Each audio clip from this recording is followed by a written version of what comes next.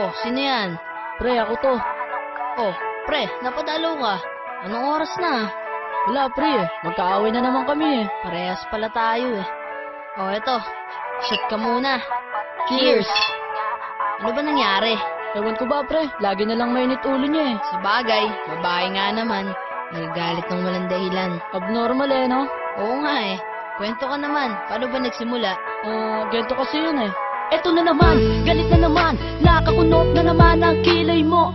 Di ko na alam kung saan ko pa ilulugar itong sarili ko. Ayaw mo ako lumapit, ngunit ayaw mo rin naman ako lumayo. Di ko maintindihan kung bakit ba lagi ka na lang sa akin tinutoyo. Ano ba naman kasing dahilan mo?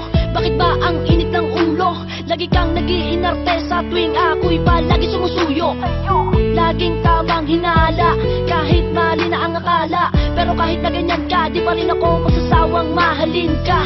Kahit na paulit-ulit mo sinasakal ng literal, di pa rin ako bibitaw kahit tadyakan mo o pagsasapakin pa pagmumukha ko. Dinaig mo pa tatay ko, lintik mo kong gulpihin. Kulang na lang tagain mo ko at sa munggoy ako'y paluhurin. O Diyos ko, ano ba naman to? Bakit nyo ba kasi ako binihiyaan? Tinupad nyo nga ang hiling ko. Bakit binigay nyo ay baliw na kasintahan? Pero kahit na ganon, salamat pa rin dahil sa akin nyo siya binigay. Mag-aaway lang po kami, pero huwag nyo naasahan kami mag-iiwalay. Iintindihin pa rin kita kahit ang hirap ng pakisamahan ng ugali mo. Mga desisyon mong babago-bago na lang. Minsan nga kahit ikaw na ang mali, ako pa rin ang nagpapasensya para lang tayo'y magbate.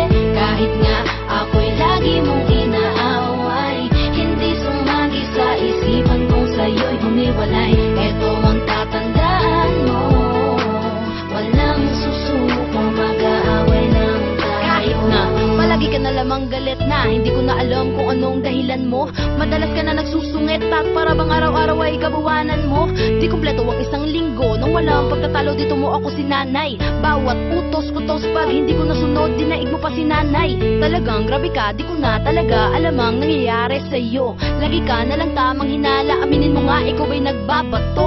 Sa bawat kilos ko kasi ay hindi na ako tumama sa iyong paningin. Minsan nga napipikon na ako at talaga namang gusto na kitang sapukin. Purutin ng nail cutter sa magkabila ang panga. Pero syempre joke lang yon, di ko gagawin. Alam mo naman diba kasi mahal kita. Ganyan ka na talaga, alam ko naman wala kang plano magbago. Magtatapo ka rin sa tuwing nakikita mong nagtatampo na ako. O Diyos ko, ano ba naman to? Bakit yung ba kasi ako binihiyaan? Tinupad nyo nga ang hiling ko. Bakit binigay nyo ay balo na kasintahan? Pero kahit na ganon, salamat pa rin dahil sa akin nyo siya binigay. Mag-aaway lang po kami, pero huwag nyo naasahan kami maghihiwalay. Iintindihin pa rin kita kahit ang hirap ng pakisamahan ng ugali mo. Mga desisyon mong babago-bago na lang. Minsan nga kahit ikaw na ang mali, ako pa rin ang nagpapasensya para lang tayo'y magbate.